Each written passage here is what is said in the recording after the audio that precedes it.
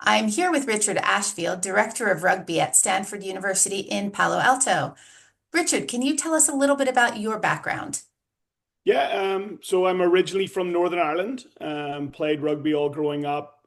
Decided I wanted to see the world. Ended up in the USA, playing for a little bit, and then found my way into coaching. I was on the East Coast for many years, Providence College, Holy Cross College, Brown University, and then made the move west in 2016, where I was fortunate enough that Stanford were looking for an assistant coach at the time. I've been there since 2016. I took over as the director of rugby in 2 years ago now, so in 2023. I've also been heavily involved with the US women's national team.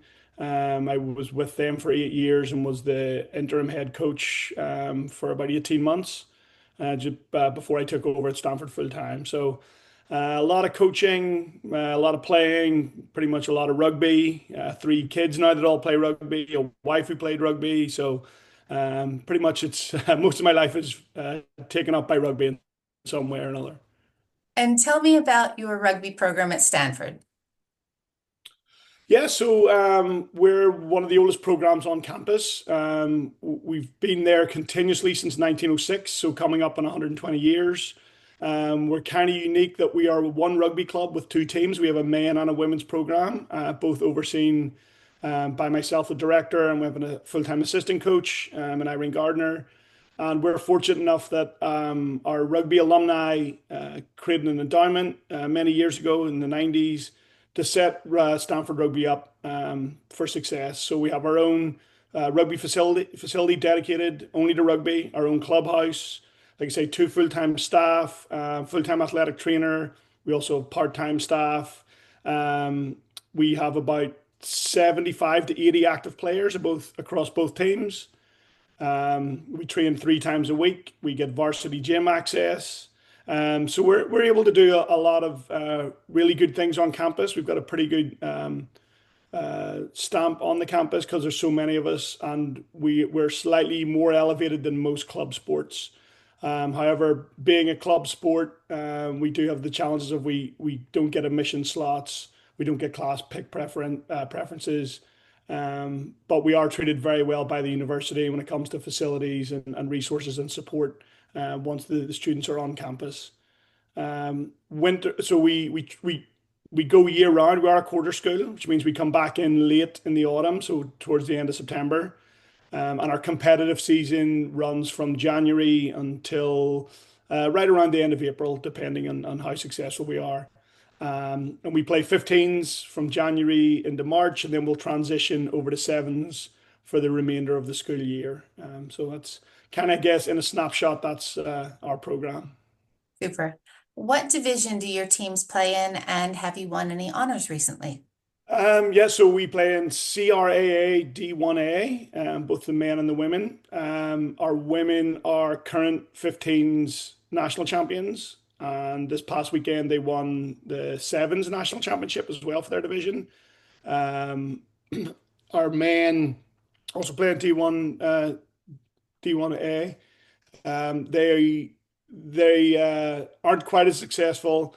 There's a lot of competition. California is a very strong region to play rugby in, but they're growing. They're constantly growing and improving every week. So it's a really fun environment to be a part of.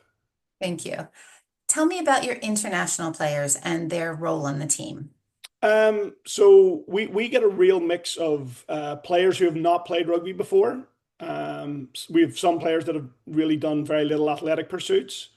So the international players really help to bring that ethos of what rugby means, what being part of a rugby club is about.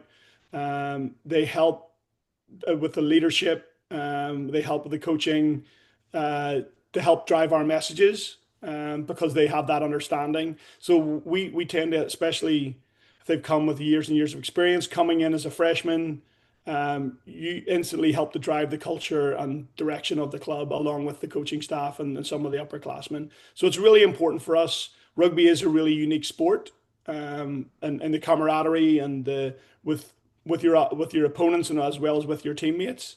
And for especially for the American students, they've never experienced anything like that. So the international students really, really helped to share that and to share that camaraderie and that ethos of what rugby really brings to the table. And it's so that's why we all love it. Absolutely. How is recruitment and I guess admissions, how are they different at Stanford from other schools? Well, we do a lot of our recruitment on campus. Unfortunately, we're unable to help with admissions. It is a very difficult place to get into. I think that we're less than 5% acceptance rate. Rugby, having rugby on your resume shows that you are a good team player, that you can you have great determination. So it doesn't hurt to have it on your application. But most of our recruitment is done on campus. I do actively speak to recruits from around the world. A part of my job, I think, is to continue to raise the profile of Stanford Rugby. Like people know Stanford as like a hub for technology and being in the middle of Silicon Valley. But a lot of people realize that we have probably the best rugby facility in the country. And you've quality coaching and a long history program that really will help you once you're on campus. So yeah, my recruitment is just sharing that message and encouraging people to apply. And hopefully, when they get here, they'll help shape the program moving forward. What do you think makes your teams special? Um, we're very intelligent. um, so again, being the one club model with both our men and women, I think is really unique. They train alongside each other. The men played a huge part in the last 2 years in the women's winning national championships because they're able to train against the women. They push the pace. They help them. Um, you know the atmosphere around the club. When it's 50 people in our clubhouse, all mixing, and whether it's discussions about classes or watching rugby together, it really is it's a really good vibe, and it's a lot of fun, and it keeps bringing players back. So I think that's really really unique. Yeah, definitely. There's such a diverse group of thinkers. Whether it's we've got computer science majors, classics majors, pre-med, the discussions that go on around the club, the helping each other, the freshmen and seniors interacting around class selection, direction they're going, internships. That's really something that's very cool. And then just being so old on campus, like being around since 1906, we have such an immense alumni network that really were around like at the birth of Silicon Valley, some of those big tech companies, and getting the current players getting to meet them, interact, leverage them possibly for internships or things is definitely something that I think really, really sets us apart. What are your goals for next season? Um, I think, just we want to continue to build our program. We're we're sitting at 35 to 40 members of each team. We'd like to really up that.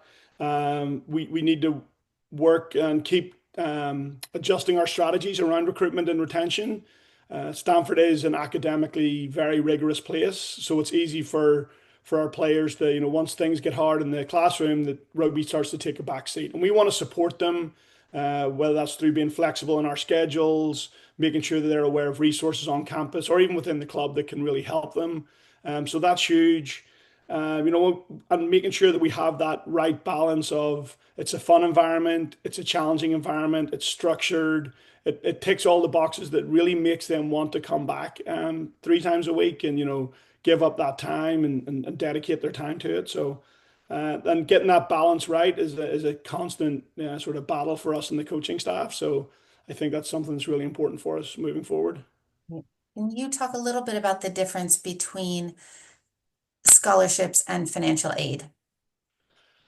So again, it varies from international students to the domestic. So scholarships, there would be money given to you to provide, whether it's academic for your books, for classes, and on the athletic side, just money to cover your tuition. Financial aid is based usually on the income of your family and can cover your tuition. We are needs blind, so pretty much if your parents earn under X number, it will pretty much be free. So it means you don't generally have to put yourself into ridiculous debt through student loans to get there. Yeah. What do you think are the best things about Stanford, about the rugby club, not necessarily about the entire university? Um, it is for fortunate enough to be Stanford is one of the most beautiful campuses in America. It's fully enclosed like its own little town. It's all there's always a buzz about it. You know, you have a lot of people operating startups, building apps, entrepreneurship. We have our own golf course. We have a horse barn. There's if if you can think of a club or an activity, it's there. It is all there. It's always exciting. You know, we go up on the campus and there's just this energy around it of activity, which sometimes can be a real challenge for students because that feeling of they always need to be doing something can be tough. But it really is just unique, and it also helps that it's always 70 degrees. The sun shines. It's definitely a nice place, and it's very pleasing to walk around and see all the buildings and stuff. It's just a beautiful campus. It's a long way from where you grew up. Very much so. Yeah, yeah. So a little less gray and rainy. Absolutely. The last question is, I talk to a lot of kids who are 15, 16 years old, and very often they will tell me, my dream is to go to an Ivy League. How do we get them from a dream to acceptance? What is your best piece of advice? Um, you've got to get your academics right. That's really number one. You get those academics right, and then um, the big thing that we talk a lot about, especially with our freshmen, is just time management. Like you want to be, a really good rugby player, a top scholar, then there's this expectation maybe that you need to volunteer or do other activities or stuff. You need to really sit down and think about your time management because once you get here, that's the biggest challenge because there's a lot going on.